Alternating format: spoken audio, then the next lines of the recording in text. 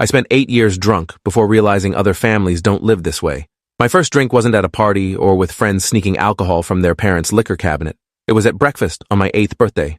Mom poured orange juice into my glass, but I watched her add something from a flask she kept in her purse.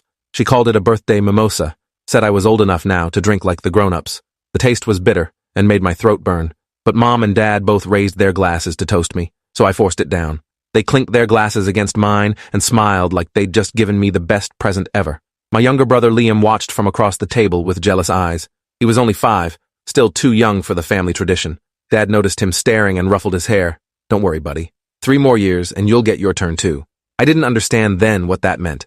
I just felt special, chosen, like I'd crossed some invisible threshold into adulthood that made my parents proud. By the time I was 9, I had my own flask, a small silver one with my initials engraved on it that Mom gave me for Christmas.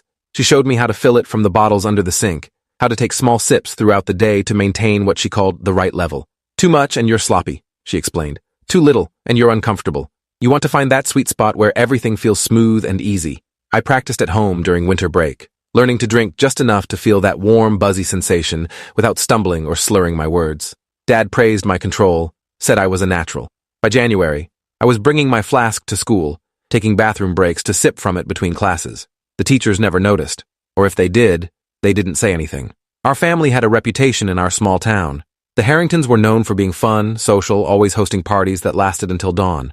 Every holiday, every birthday, every random Friday became an excuse for my parents to fill the house with people and alcohol. Mom worked from home doing something with computers that I never fully understood.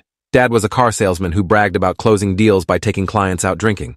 They both functioned perfectly well while maintaining a constant level of intoxication that would have hospitalized normal people. I thought this was just how adults lived. I thought everyone's parents had liquor with breakfast and wine with lunch and cocktails before dinner and nightcaps before bed. The morning routine at our house was precise and ritualistic.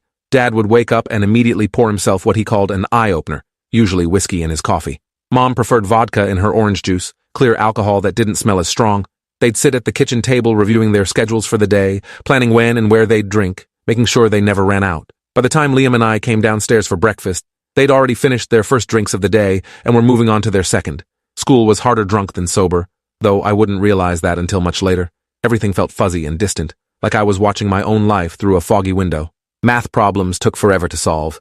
Reading comprehension was a nightmare. I'd stare at sentences and the words would swim around the page, rearranging themselves into nonsense.